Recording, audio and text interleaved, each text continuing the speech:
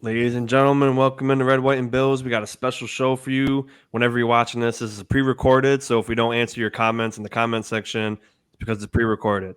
But this is a debate show. A lot of Bills questions, so I feel bad for Keith here, but it's a mix of NFL questions as well as a lot of Buffalo Bills questions. So Jake has a little bit of advantage, but let's see if Keith can walk away with the victory. How it's going to go down, there's 10 questions. Each contestant gets a minute each to answer. And then at the end of each, whenever they're done with their round, I decide who gets the point. And then again, there's 10 questions. If they're 5 and 5 at the end, I'll think of a bonus question. We're thinking for next show, we'll go live and then we'll run a poll in the chat for whoever had the best take. So without further ado, I'm going to introduce guys you have all seen, on the AFC Summit and then Nickel City Mafia. We'll start with Jake. Jake, how you doing? Thanks for coming in today. I appreciate you. Hell yeah, Sean. Let's get it going, baby. You hit me up about this out over the weekend and got me excited, man. I'm really excited for this new type of show you got here, and I'm just ready to start firing off some good answers for you.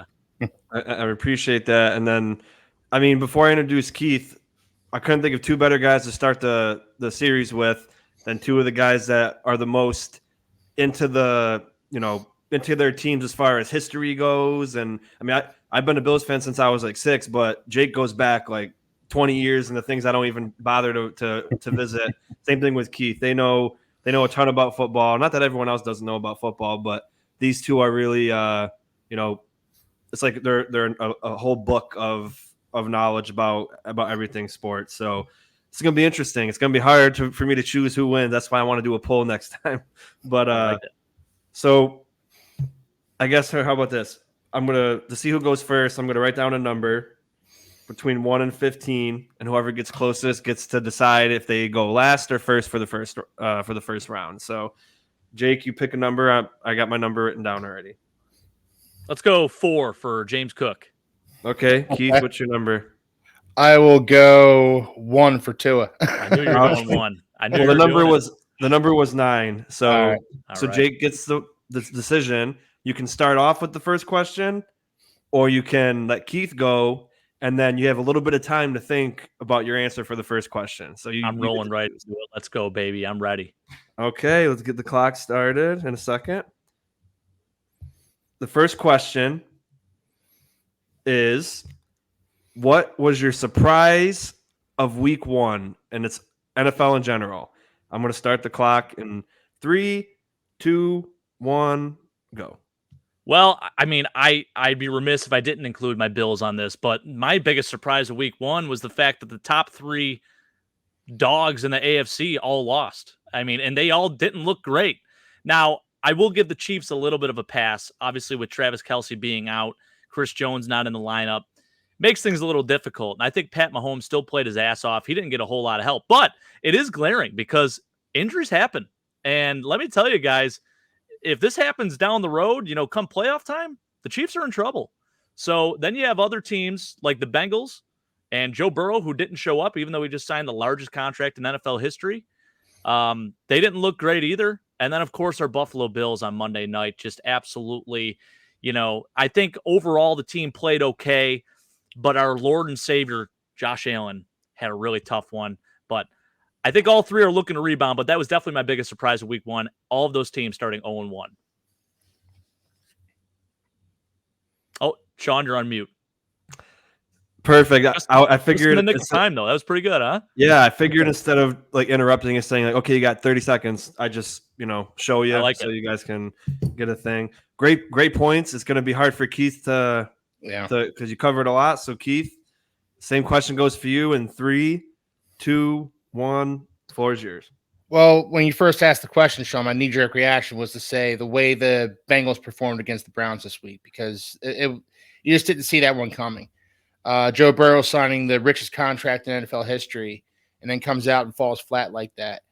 And then Jake, including the Bills, losing to the Jets the way they did, especially after the Jets lost Aaron Rodgers. And and then the Chiefs losing to the Lions, which I don't think was quite as big of a surprise. But yeah, my biggest surprise was the way the Bengals came out so flat against the Browns. And I know they don't play the Browns. They don't play the Browns super tough, but that was really surprising. T. Higgins, 8 targets, no catches. Just the way Joe Burrow played in that game. And it's only week 1. We should relax, but I don't know. Bengals fans should be a little concerned. Great points, both of you. It's tough, because like I said, you guys both know your shit, so it makes it tough for me. Agree with everything each of you said, but I will give this point to Jake because he did mention, which is also, I mean, not that you weren't right, Keith, but no, absolutely, all three of the AFC teams. I mean, he did have a little bit of advantage for going first in this situation.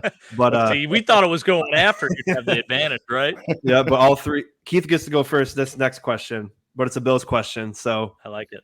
Of course, for right. Keith. But yeah, I mean, all 3 of the top teams losing, or project what we all think is are the top 3 teams. Hopefully, that our Bills are a top 3 team. But that was pretty surprising. I did have the Bengals losing in my weekly picks, which is coming up at the time of recording. This is Wednesday at 7:42. Weekly picks goes up at 8:30. I picked them to lose mainly for the fact that Burrow was 1-4 against the Bengals, but the Chiefs losing kind of surprised me, and then the Bills losing how they did surprise me. Not losing, but definitely full of surprises there. All right, Keith, get this stopwatch going. Who is to blame? Well, this is kind of obvious, but yeah, whatever. Who is to blame for the Bills' loss?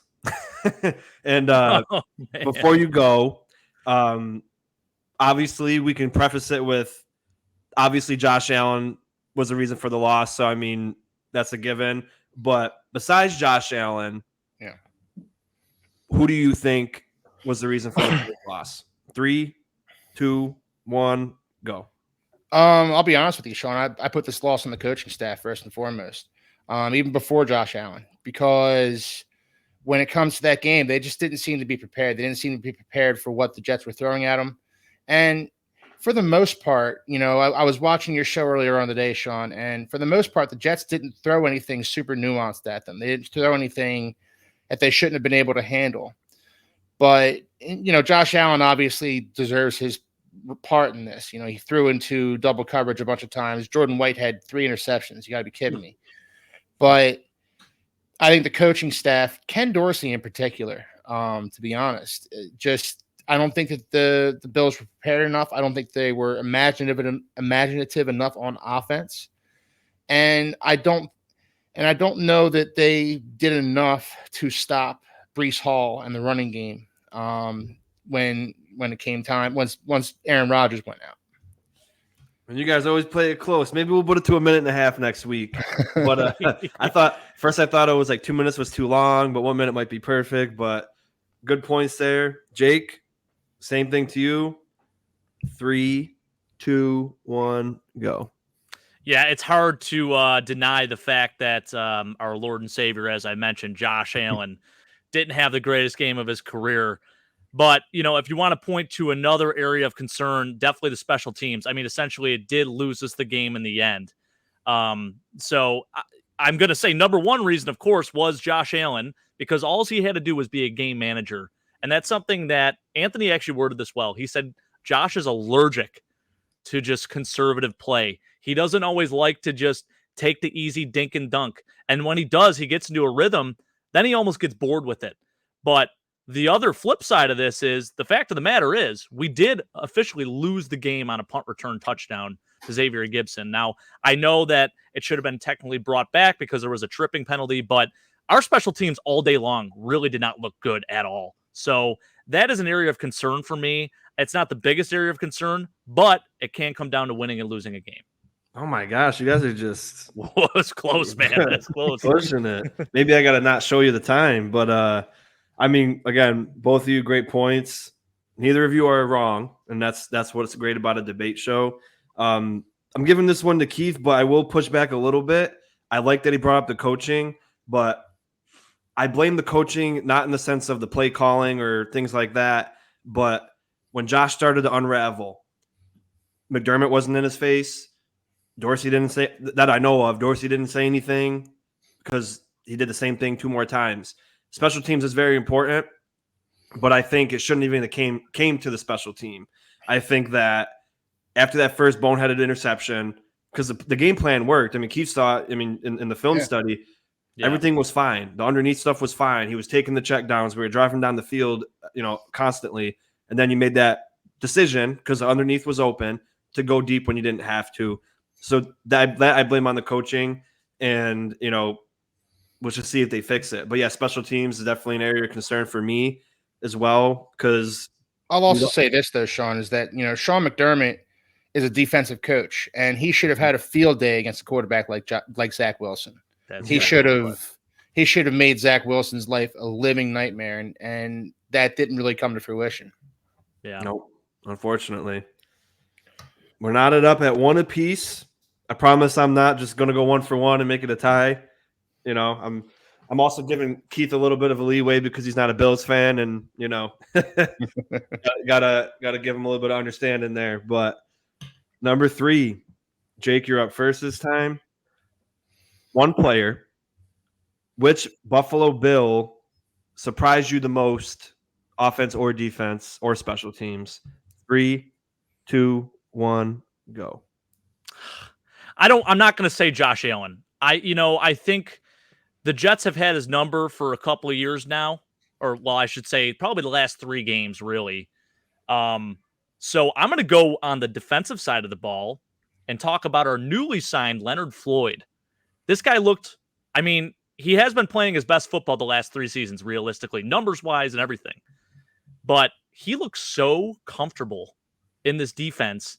And I think my biggest level of concern for him was how he would fare against the run game. And I feel like he really was good in all phases on the defensive side of the ball, not just rushing the quarterback. He did have 1.5 sacks. God, he looked good, though, man. And, that is so encouraging, especially with having Von Miller out. He was able to get to Aaron Rodgers. He was able to get to Zach Wilson all day long. Dwayne Brown didn't stand a chance. So it was, just a beautiful thing. So Leonard Floyd, that is my surprise player. Okay. Interesting. Keith, I know you're not a Bills fan, so sorry. I think there's about 5 Bills questions. But hey, man, I watched the game. I watched the game. Same question goes to you. 3, 2, 1, go. Well, if you guys know me, if you guys have seen the AFC Summit show, I'm an offensive line guy. So I'm going to go with Osiris Torrance here. Oh, hell yeah. The rookie guard for the Bills really came out and showed that he belonged. And, against a tough Jets defensive front, he really balled out. He really, when he was put on Quinnen Williams, he did a good job with him. Sean, you pointed out in your show that the Bills' offensive line wasn't really to blame. And Osiris Torrance in particular, I don't think Spencer Brown had a particularly strong game, neither did Connor McGovern, but the 2 guys who play on either side of Osiris Torrance. But I think Osiris Torrance played one hell of a game. And you have really found something. And look, it's surprising because he's a rookie and he's going against one of the best defensive fronts in the league. You know what? Man, you just got me hyped up, Keith, because, key to Sean's heart right there. If I'm being fair, I'm not surprised about either of them in the sense that I expected to see, I had so much expectation for both, but it is a surprise that, right off the bat, a sack and a half, and then Osiris Torrance's first game ever in NFL was against one of the best fronts and under the lights on a Monday Night Football game on 9/11. And he was the one doing the silent count. So he had a lot of responsibility. And, that's why I'm giving that point to Keith, is because what Osiris had to do, again, Floyd, I'm, very happy that he was able, because that was one of my big questions in my pregame show. You guys are going to need him. Can the D-line do anything without Von Miller? And they were all over the quarterback. And part of it, mainly was the edge rushers getting to the quarterback. And, great points by both of you. But I think given Osiris is a rookie and, Quinton Williams was an All-Pro, and they got a great front. And I mean, Dwayne Brown, I didn't think he, not that Floyd didn't do well, but I think Quinton Williams compared to a guy like Dwayne Brown is just like it gives that more of a importance aspect. And man, I'll give Keith this point too. I Yeah. love what he said about Osiris there. So Yeah, hats off to super Keith pumped on about that one. You guys have been talking him up for so long. I wanted to see what all the hype was about. So I actually Came through, baby. I went out of my way to key in on Osiris Torrance, see how he was doing, and I was impressed with what I saw. Now, do you wish? Quick side question. This doesn't count for points, Keith. Now, do you wish you not? I know it's only one game, but do you have a thought that you wish you guys picked Osiris over Cam Smith? Yes, absolutely. And I've been very open about that. I wanted the Dolphins to draft Osiris Torrance. I was surprised when you guys didn't draft him at 26. Me too. And then he was still available to you guys in the second round. It's like, what the hell is going on? And I think Cam Smith could turn into a player for the Dolphins. Oh yeah, I really do. for sure. But I wanted Osiris Torrance. I really did. I was a little upset they didn't take him. Well, I'm very happy you didn't take him, and I'm glad that we got him. Very glad that we got him. And again, just to quickly mention off of what Keith said about the film, the offensive line. A lot of people were blaming the O-line and saying the protection wasn't that good. The protection was pretty good, especially against that Jets defensive line as compared to what we were last year. This was like 100% increase in production compared to what we had last year. It was so much of an increase in production that if you remember my pregame show talking about the film on Red, White, and Ruthless on Nickel City Mafia, the Jets didn't blitz one time that game we lost, and they only ran one or two stunts. This past game, they had to blitz a ton and run a lot of stunts because they couldn't get through our line with the basic pass rush that they usually run. So big props to the O-line. A lot of people gave them a horrible letter grade, but I just don't agree. I think you got to really watch the film again and really take a look. But getting back to the questions, it's Keith in the lead 2-1. This is an interesting topic of conversation. I think I'll give you guys a minute and a half on this question just because it's a kind of a loaded one. Jake going first. Will Josh Allen be able to limit his turnovers? All right, Jake. 3, 2, 1, minute and a half, go. Yes, I think he's going to have a big, long reflection on himself. If you remember, he has had stretches where he's turning the ball over nonstop. But, Sean, you sent a text. Actually, I meant to comment on it. And what is it? The Bills are 19-3 when Josh Allen doesn't throw an interception. And he has had streaks of games where he hasn't thrown interceptions. And yeah, lo and behold, typically we're winning that ball game. I think these next few games are going to be really good for him, for his confidence. Not overlooking these teams at all, but you have the Raiders, you have the Commanders, and then a little bit tougher, you do have Keith's Dolphins. But I think just in terms of the past defenses that we're going up against and now, so these defenses that we're going to be facing here, I think Josh is going to get into a bit of a rhythm here. He's going to limit the turnovers. He will be back, baby. And we'll be talking about him being MVP halfway through the year. Don't you worry. Do you want the minute and a half or no? Oh, no, I'm good. No, I actually try to get that in under a minute.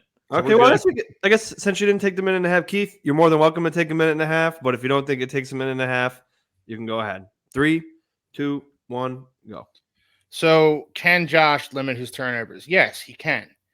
I say that with an asterisk though, because that's not really who Josh is it, as a quarterback? He is a gunslinger. Jake, you said it best on Sunday at the pregame show. He's Brett Favre with legs. Yeah. And when you have that, you take the good with the bad, right? You take the brilliant play, the throw that nobody thought you could make, along with the boneheaded interceptions that you saw against the Jets. So I do think he can limit his turnovers, and I think going forward he will limit his turnovers because he has to. He's the face of the Bills franchise, and they will go as far as he takes them. But I don't know that you necessarily want to take that gunslinger aspect out of him. So I don't know that you're going to ever fully limit his interceptions. I just don't know that that's the player that he is. You know, he's not Aaron Rodgers. He's not Tua. You know, he's the man. He's the gunslinger, and you don't want to take that out of him. Right. Well, again, you guys make this That's a always tough so one, freaking man. hard. We're definitely getting a poll next time because I hate making all these choices on these great points. I mean, there's. I'm gonna give a tie for this one because I think I'm gonna throw a wrench into the mix because you guys both said things that I agree with. You know, Jake mentioning that it's something that he can do because he understands what's going on, and that he had stretches that he didn't have any turnovers. And I'm going to read that message because there's more to it that my friend sent. Let's get back to it. It is since 2020, they're 19-3 when he doesn't throw a pick. One of the losses was a Dolphins game. One of them was the Patriots win game, and one of them was a block punt against Pittsburgh. He did fumble in those games, though. He's 13-0 since 2020 when he has no picks or fumbles. 13-0. 21-3 his whole career when he has no turnovers. So it's possible, but like Keith said, is he ever really gonna? I think he can limit the fumbles. I don't know about the interception. I think he'll be around 12 to 15 picks, his career. But yeah, I'm gonna give you each a point. Actually, no, that doesn't make sense. Or does it make sense? Or sure, it's as good as giving us. It's as good as giving either. Same deal. Yeah. I'm giving you each a point just because that was great. That was that was such an even thing, and that was kind of like I said, it was a loaded question in a way, but I don't even know the answer to that. I think he could. Fumbles. I think he can limit the fumbles by sliding when you need to. Don't pick up the ball and run like a fullback when you fumble the snap. And then the interceptions, if he gets 40 plus total touchdowns a year and throws 14 picks and fumbles the ball like twice, I don't care. That doesn't bother me. I also think there's something to be said too, like on the manner of which he throws the interception. Like if he's really just giving his receiver a chance, I'm much better with that than what he did against the Jets, just kind of forcing it in there in triple coverage where there's not a chance in hell that receiver is going to make a catch. So I think it is also like a situational thing too. So I'm okay with the aggressive, like, hey, I'm going to give Steph Diggs a 50-50 ball here. And hey, if it just so happens it gets picked off, it gets picked off. So I think there's something to be said about that too. Absolutely. All right. Question number 5. And this is Keith's question, right? So what are your thoughts on James Dalvin Cook? 3 from the last game, not like him in totality, but from what you saw against the Jets. What do you think of James Cook? Is his name? Is his middle name Dalvin? Yeah, it's James Dalvin Cook. And Dalvin James Cook. All right. 3, 2, 1, go. Well, Sean, you were awful critical of James Cook after the game. You called him soft, and that's fighting words, man. That you can't go calling a football player soft. I know. But you know what? I was actually impressed with James Cook. He is quick. He's fast.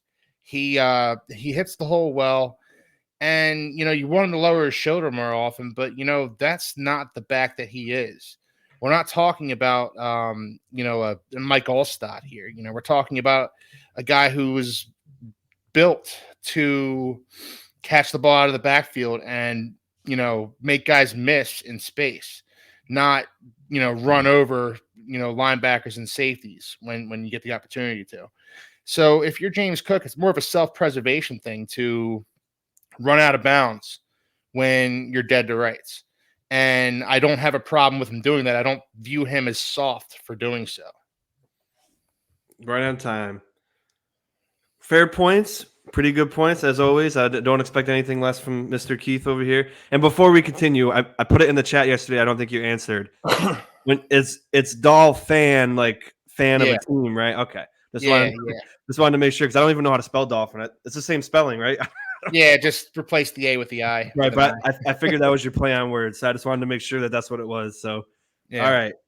Jake, how do you feel on James Cook? 3, 2, 1, go.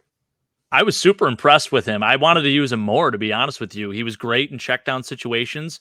There was one play that really stood out to me, though, Sean, and I know you called him soft, but there was another battle that he had against Quincy Williams where It was a blitz pickup, and he was fantastic. I mean, I don't know. You can go back and watch it, but that is one area I think people were concerned with, in terms of how he would be with BPU, and he was fantastic. I thought for most of the game that he actually had BPU assignments, he took care of business. And that one in particular against Quincy Williams, he got the better end of that one. So now I get it. He didn't lower his shoulder to get the extra yard and potentially a first down. I'm with Keith on this one. This is not the type of player that he is, although you would love to see it because we're all football guys and you want to see, him at least make an effort for that. And sure, if he would have maybe did that, he could have gotten the first down. But everything else and what he did, super impressed and super excited about it. Well, I'm going to disagree with both of you about him being really good yesterday, but Jake's getting the point because he did mention his pass blocking improvement from last year. And I also want to touch on Keith mentioning good in the backfield, catching the ball in the backfield. He was good catching the ball in the backfield. And in the film dissection that I did earlier, there was a few vision and awareness plays that he could have got more on that he didn't, which is something he still needs to work on. So that's why I don't think he did great. He had he had a run of 12 and a run of 13. He had 46 rush yards on 12 carries. So he basically had 10 carries for like 5 yards the rest of the game. So, I mean, that's not the correct math, but I'm just over exaggerating. Basically got 2 yards of carry after that. Definitely fast. It was hard to judge against the Jets defense because they're all super fast. So it seemed like he wasn't getting the speed on the outside, but I think that will change once you play different teams. But I'm not upset at him. I just thought some of those vision plays where the holes were there and he just got nervous or timid in between the tackles. I didn't like that. But then, like Jake said, great in pass protection. And then Keith, he made a lot of great catches in the backfield. And I think that's what we're hoping he was going to be. But he had a lot of good plays where he had good visions. But there was a few, I think the first 3 plays, he just lacked it. And I didn't like that. But Jake's getting the point for the bringing up. There was one run too where he was like running towards the outside there, and it looked like he was going to get caught. And I'm telling you this: if that was that was his 12-yard run, that was a good one. Yeah, if that was Devin Singletary, no offense to Devin Singletary, I love the guy. He's getting caught. Damian Harris so I think too. There's Damian Harris. Yeah, absolutely, yeah, for sure. All right. Oh, there is a Tua question later on. Oh, maybe. I'm not gonna tell you what it is, but Tua is involved in this question. Just to give it, I knew Keith was coming on, so I was like, let me throw a Tua one in there. But you know what? Let's just do that one first. No, we'll do that. Right. Hold on. Jake, it was Jake, Keith, yep. Jake. All right, this is Keith's question, so I guess we'll skip the Bills question and go to the Tua question. We're jumping ahead. Right. Throw a wrench in it again. It's all about throwing wrenches in it because they have no idea what the questions I'm going to ask. So, all right. I already know your answer, but Tua or Jordan Love, week 1 MVP. 3, 2, 1, go. Oh, Sean, it has to be Tua, right? It has to be Tua. Look, the man threw for 466 yards, 3 touchdowns. He had one interception that I wasn't a fan of when he threw a jump ball to Braxton Berrios and J.C. Jackson picked it off. But Tua was brilliant. He was absolutely brilliant all week on week 1. He was throwing ball. He threw a couple of balls to Braxton Berrios that only Braxton Berrios could have gotten to when he was tightly covered.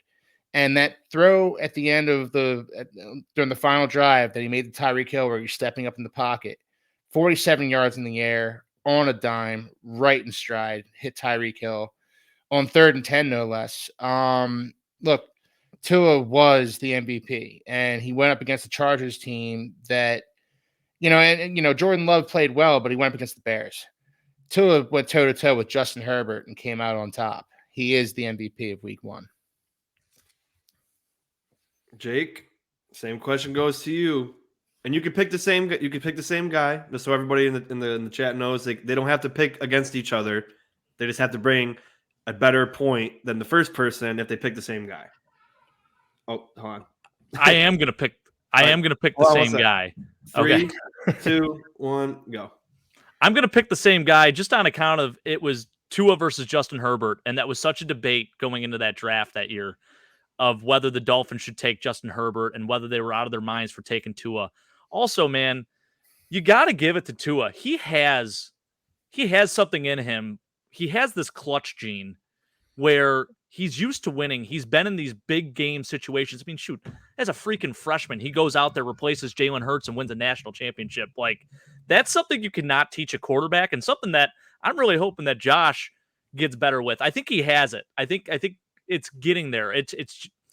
But Tua, man, there's just something to be said about it. He is such a gamer. He put up insane numbers. First off, he is the leading passer in the league right now, 466 yards. I think it was like the third most passing yards in a season opener ever, just behind like Norm Van Brocklin and I forget who else, Vinny Testaverde or something like that. Nonetheless, Tua's fantastic, man. I'm very happy for him, trying to prove all the haters wrong, and he has the clutch gene. A little bit over time, Jay. But I started going on a ramble there. Great points. I think before I say who got the point, I will say I don't think he has a all-the-time clutch gene. There is times where he's failed his team just like Josh has, but this game in particular was super important for not only the Dolphins but Tua, because last year against the Chargers, he went up against like their third-string secondary, and they played press man coverage, and they clamped Tyreek Hill and they clamped Waddle, and then Tua looked They gave us the freaking Tua looked horrible. And that's why I picked the Chargers to win in my weekly picks, not because I didn't think the Dolphins were good, but because I needed to see a significant change in how they played against the Chargers this year when they were fully healthy. I mean, look, Sean, I took the Chargers in the AFC Summit show, and I'm a Dolphins fan. Yeah, and you felt the same way. Yeah. Well, I watched the game last year, and I was frustrated. I wanted to put my fist through a wall after that game last year. I couldn't believe how badly Tua played. Just don't do that wall back there. It's got the nice United States map there. Yeah, map there you got. But he played his worst game as professional against the Chargers last year. Yep. And came out and played probably his best game as a professional this week. So it was good to see. And again, great points by both of you. I'm giving it to Keith. And I think I do call Tua a spot thrower. I didn't get to see all the game in the entirety, but what I do know, and what we all know, is that Tua got the ball but he got the ball with the opportunity to take the lead. And whereas sometimes he would more than likely not get it done, he drove down the field, got the job done with a beautiful pass to Tyreek Hill, even though I don't like Tyreek Hill because of things he does off the field. But made a great play. I'm not gonna, we're all sinners, but I don't know, whatever. But great pass by Tua, and he put it in a place where only Tyreek Hill could get it, and Tyreek Hill could have caught it with like a pinky because it was exactly where it needed to be. So great points by both of you. Now here's back to Jake. We got 4 more questions, and I got a show at 8:30, so hopefully we got a roll, baby. But what are your thoughts? And Keith has a little bit of advantage because he watched most of my film review. But what are your thoughts on Ken Dorsey? 3, 2, 1, go. I actually think Ken Dorsey did a pretty solid job the other night. I think a lot of people are coming for his head, and it's unfair. He scripted this game solely to take advantage of the Jets' bend, don't break defense. And it was really on our boy Josh, who was forcing the ball downfield. Like, it wasn't Ken Dorsey. And also, Josh being in year 6 now, it shouldn't be on Ken Dorsey to have to reel him in and say, hey, quit doing dumb stuff like that. Like, that is 100% on Josh. The underneath stuff, the tight end's running open on most plays. I mean, I thought it was actually pretty well done, and I think a lot of people complain about the play calling. The only one that obviously stands out is that 2nd and 15 draw. Like, you can't be doing that. But overall, I really didn't think he called a bad game whatsoever, and I think he actually was trying his best to set Josh up for success. Right on time. Great points. Keith, you got your work cut out for you. 3, 2, 1, go. Well, I'm actually going to disagree with Jake. I don't think much of Ken Dorsey as a coordinator. I don't think much of Ken Dorsey as a coach. I said that in an earlier when I criticized the coaching staff. I don't think Ken Dorsey called a great game, and you can say well, he didn't. He was calling the plays that Josh should have been. Josh should have been making the right reads and making the right throws. You get in his ear and you say, you need to check the ball down. And this defense is waiting for you to make that boneheaded throw. Jordan Whitehead in particular is waiting for you to make that boneheaded throw. And you get in his ear and you make him listen to you.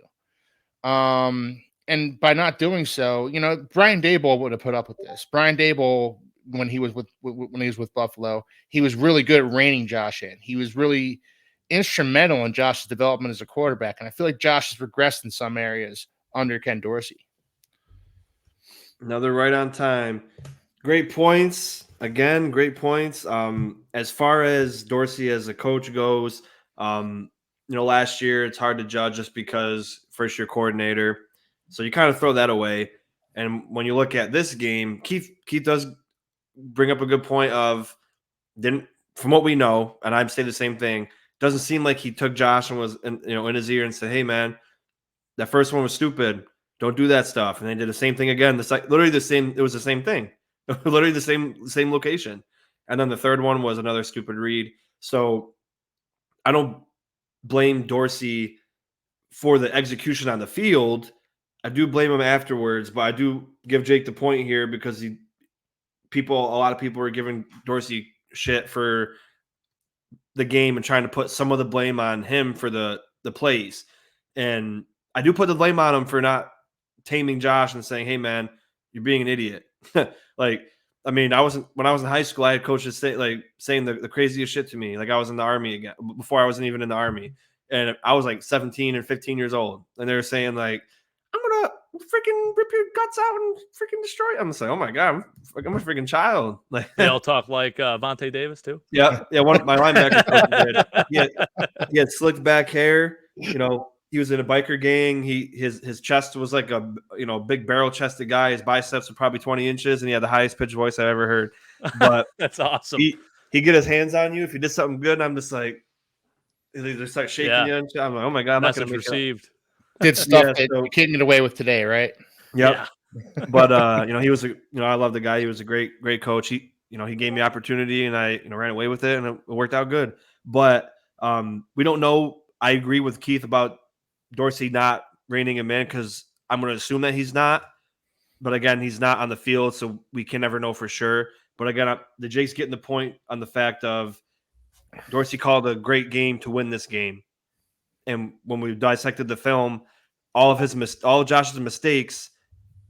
So 4 mistakes out of 41 dropbacks. 3 of the sacks were Josh's fault. So 7 mistakes out of 41 dropbacks. That's not horrible, but they were really detrimental to the team.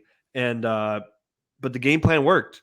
That's people. People want him to be more creative, but what could he have done? I mean, that's just how the Jets play defense. It's a tough defense to be creative against. You can't really as creative as we got the first time when Sauce got burned by Diggs in a double move. That was nice. But then that was the only time we did it that game. And then we got Sauce pretty good this time. But yeah, he still got a lot to prove. But as far as last week's game goes, I thought the hate was unwarranted, and I thought he called a great game. So Jake's getting that point. We're knotted up at 4 apiece with 3 questions left. So I might have to throw an extra question in anyway, but we'll see. Oh, baby. All right. Keith, which team in the NFL made the biggest statement week 1? 3, 2, 1, go. How about them Cowboys, right? 40-0 against the Giants. And the Giants were a playoff team last year, so it's not excuse me, it's not as though they beat a cream puff. The Cowboys came out there and made a definitive statement that their defense is not to be messed with. And their offense, while they didn't play particularly well, that they're going to follow suit because they always have. Dak Prescott's a really good quarterback. Tony Pollard's a really good running back. They have great weapons with CeeDee Lamb and Brandon Cooks, Michael Gallup.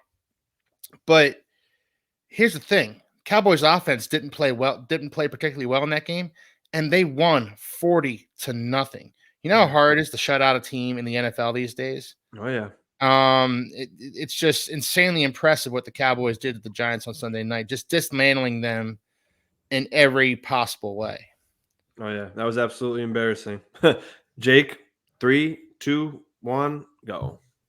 I'm going to give it to the San Francisco 49ers. They came into Pittsburgh and absolutely put a freaking beat down on what my dark horse team was in the AFC. It just, the Steelers, what they did in the preseason did not line up with what they did against the 49ers, except for TJ Watt, who had 3 sacks still, unbelievably. But you know it's bad when you have Trent Williams talking and saying, man, I just wanted the defense to stay out there a little bit longer so I could catch a break. So the fact of the matter is, I think the Niners offensively, they really proved all the doubters wrong. People saying that Brock Purdy really wasn't it. I think he was fantastic and he made all the right throws. And CMC, looking like that number 1 fantasy overall pick that he should have been. Brandon Ayuk is an absolute dog. Deebo Samuel's still there. George Kittle, best blocking tight end in football. I think they have the most complete team in football right now, and they absolutely made a huge statement against the Steelers. I've ever said I hated you guys. Man, you guys make this tough. Just this week alone, I'm giving out ties. So that's another tie, unfortunately. But right. That's why we're getting a poll next time.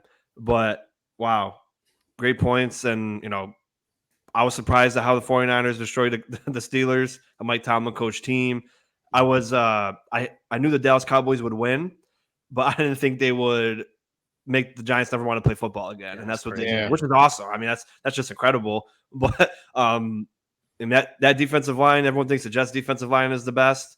That's the best defensive line in the NFL. I don't care what anybody says. And those guys are insane. And Micah Parsons is a one-man wrecking crew. Oh my gosh. I mean, insane, man. Not that we don't have a great defensive line. We have a great defensive line, but if the Jets offensive line couldn't hold us back, we didn't even have our best player. Just wait till next week when they play in Dallas. They're gonna get Zach Wilson might not. Yeah. Zach Wilson might not make it out of the game. They might have to run the whole time. But hopefully he does. I mean, with all due respect. But 2 questions left. Here we go. And who did the last question? I'm sorry. Keith. Keith. Okay. Yep. All right. Jake, which rookie quarterback are you most high on? AR, Anthony Richardson, Stroud, or Bryce Young? You only pick one. 3, 2, 1, go. I definitely have to say Anthony Richardson. I really think he can have somewhat of the same season that Cam Newton had his rookie year. You go back 12 years ago now, which is insane to say.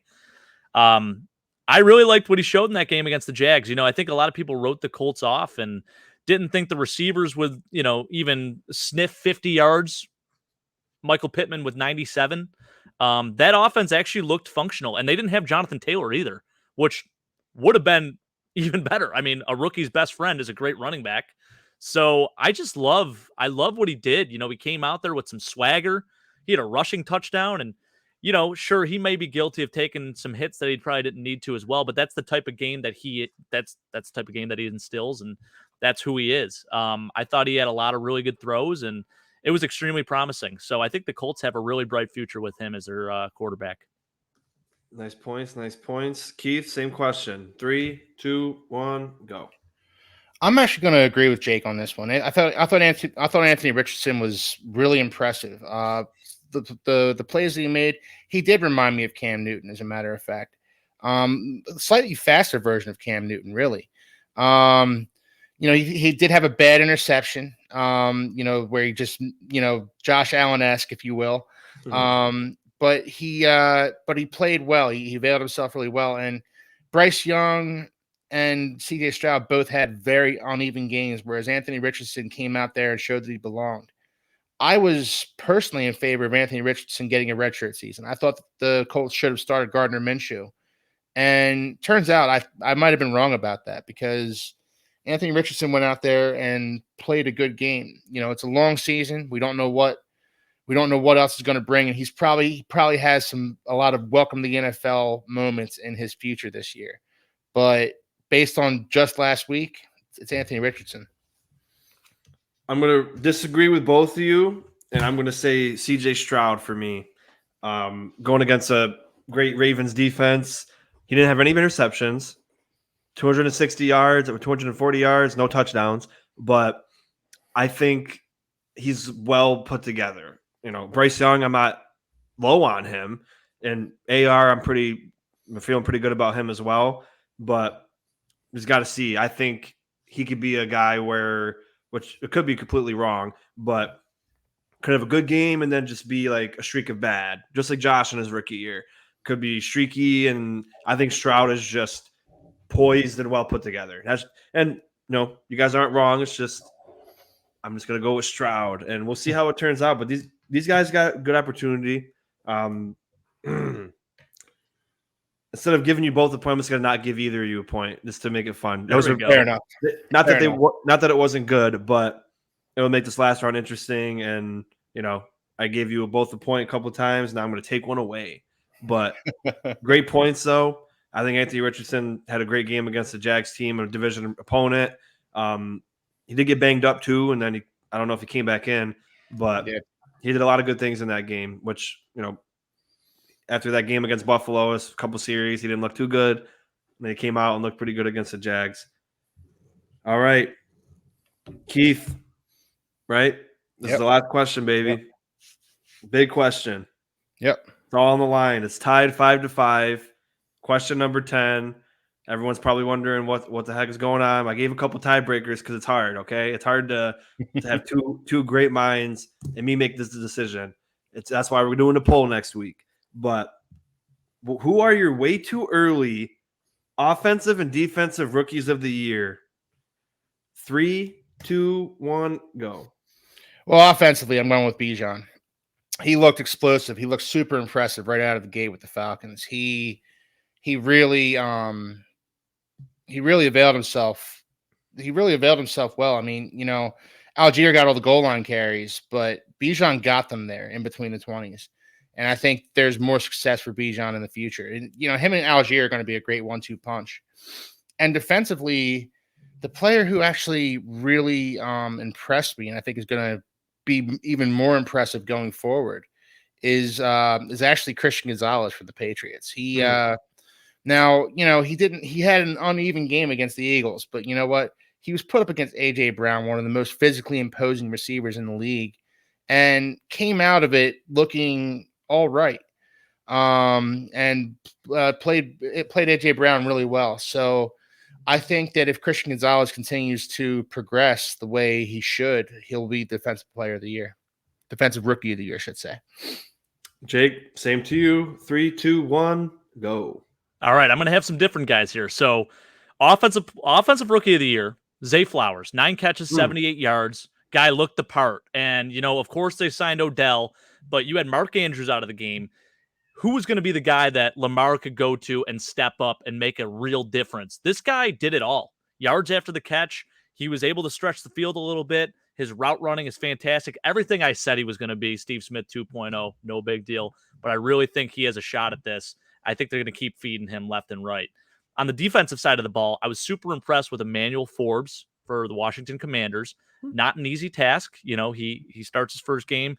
I know the Cardinals receiving core isn't like insane or anything like that, but he was on Rondale Moore, and I think he did a lot of really good things. He had 3 tackles and a pass defense, and that couple of pass breakups that I thought, he really looked the part, and just really excited to see him work. I think he has a really good shot at winning this thing. Nobody likes Will Anderson, man. But you know what? I didn't want to mention that one. I did say I wasn't going to end this in a tie, but God damn it, I'm going to end it in a tie. Baby. Wow. And all right. This is never going to happen again. But week 1, we're having a good time.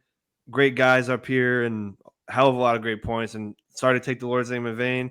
I meant to say God dang it, but it just slipped. But you guys got me amped up. So great show. Great points all across the board. It was fun, man. You guys are always welcome. I guess swap, you could do every other week. You could do every week. I don't care. The invitation's always open to all the guys in the Nickel City Mafia and the AFC Summit.